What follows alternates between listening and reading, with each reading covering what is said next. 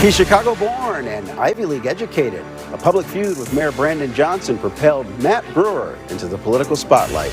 Tonight, another candidate for mayor gets to the point. From Chicago's very own, with WGN political editor Tahman Bradley, this is The Point. Good evening.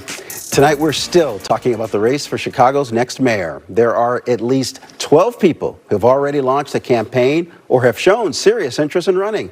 The list of declared candidates includes Susana Mendoza, George Cardenas, and Mike Quigley.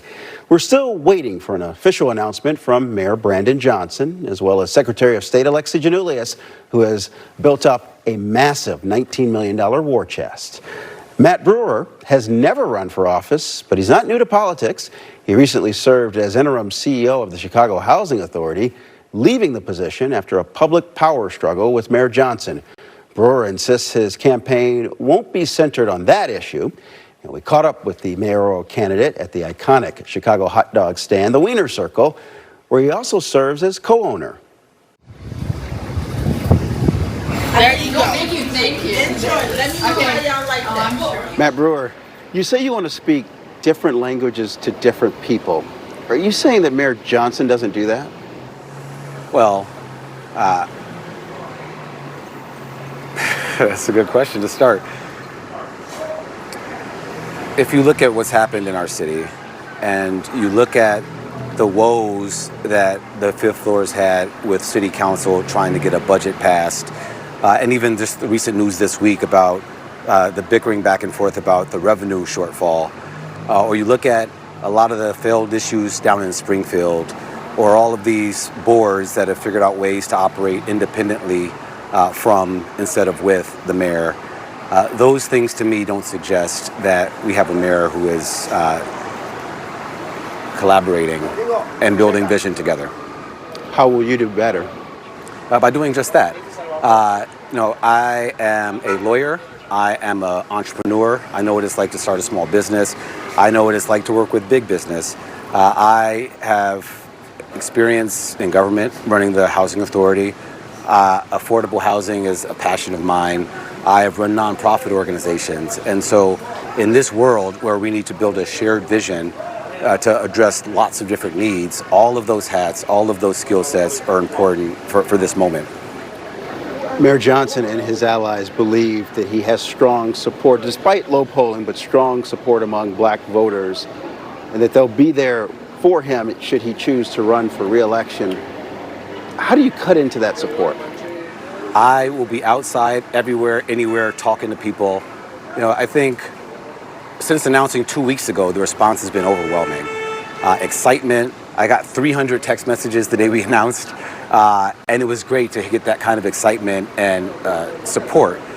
People love the fact that I've never held office before and that I'm not a traditional politician. They love the fact that I have a long track record of professional excellence. And they love the fact that I'm authentic. I call balls and strikes. I'm not trying to fit neatly into any particular box, the traditional political boxes. I'm trying to do what's best for Chicago. And so voters will vote. Since your rollout, you've been talking about a pro-business platform.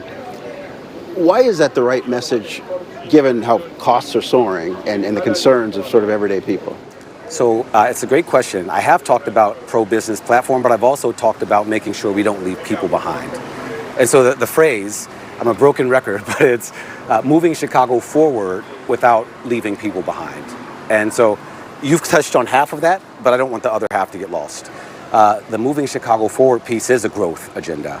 We need to build an environment where businesses feel more comfortable operating, where they can grow, where they can stay, where we attract more businesses, where they create more jobs that attract more people. We do all of that. We're increasing our tax base.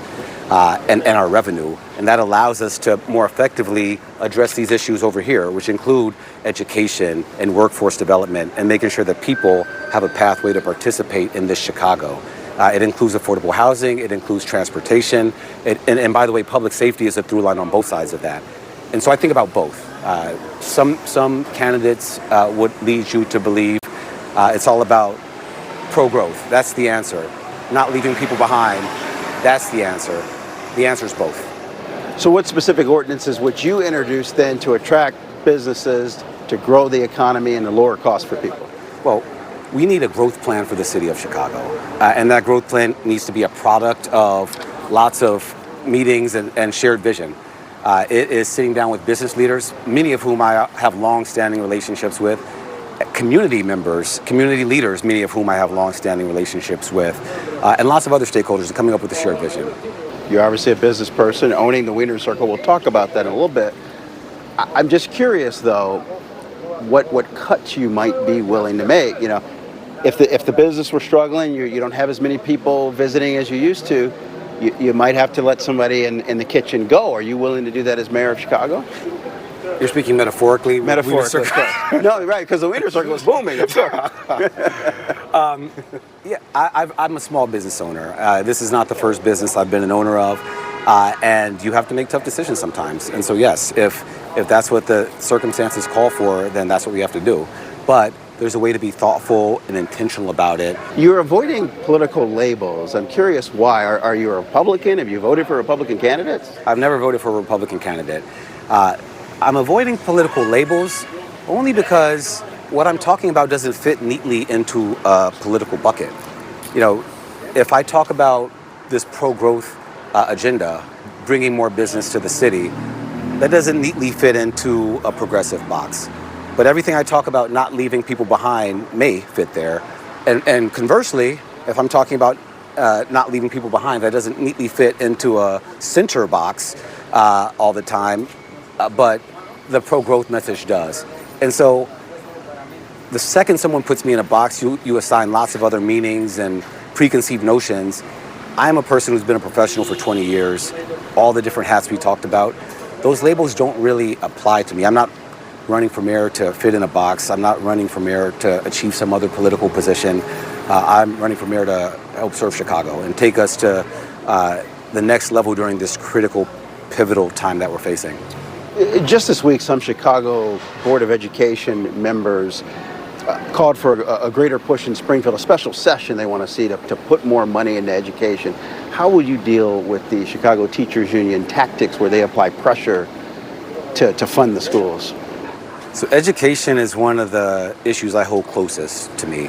My own story of how I grew up on the South Side and I've been able to experience the world the way that I have, and the fact that I'm sitting here right now with you talking about running for mayor, all as a result of education and access. And so that's the issue I hold very close to me. The next mayor will have a unique challenge because for the first time ever, we'll have a fully elected school board. No one's ever had to deal with that. And so how do we, as a city, and how does a mayor partner with that board, support that board, align with that board so that we can create better circumstances for our students? That's what I'm really concerned about. You know, students are behind. The chronic absenteeism that takes place on a daily basis in schools is disgusting. The fact that you have a third grader who's already, 4 grades behind, you can play that out for that third grader, and absent some meaningful intervention, we know where that third grader is likely to end up. Will you right size, as some people would call it, the district? Obviously, there's just fewer students than when you were growing up. We have to look at everything. And there's a lot of different ways to address the problem, but the end result has to be student-centered, outcome-centered, so that our kids are ready to participate in this Chicago of the future. Across the board, the public safety numbers show improvement under Mayor Johnson. I'm wondering what you think he's doing wrong, where he fails on public safety. Well, numbers have improved, the stats. They haven't improved proportionately throughout the entire city in the same way. And the increase or the improvement isn't as great as it is in other cities. There is this post-COVID improvement across the board, and I think we're partly benefiting from that. But more than stats and data, people just don't feel safe. You can walk down certain pockets, and we're a city full of pockets. Sitting right here, you feel relatively safe. We go to the neighborhood where I grew up, or other pockets on the south and west sides, or even pockets in the north side, or northwest, or southeast. You don't feel safe. And if people don't feel safe, it impacts some students can't walk to school or go to work or participate in Chicago the way others can. And so that requires a lot more partnership. Let me end with this. As owner of the Wiener Circle, I'm just curious, from owning this and this experience, how that might help you on the 5th floor. What lessons have you learned here? Well, I can talk to anyone, all walks of life. I've learned from my mentors behind the counter. They have a certain way, a special way of communicating with people, and I learned from that.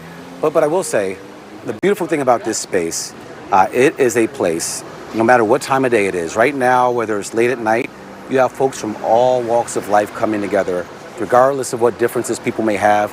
There's some commonality in this Chicago experience, this Chicago icon, the laughter, the fun, the shared experience. And we can do that in politics. Bring people together despite differences around similarity, and grow together, get things done around the things that we agree upon. All right, let's change the sign to say I was here. Matt Brewer, thank you. Appreciate It's a pleasure. you. Thank you. Thank you. All right. We're back in 60 seconds.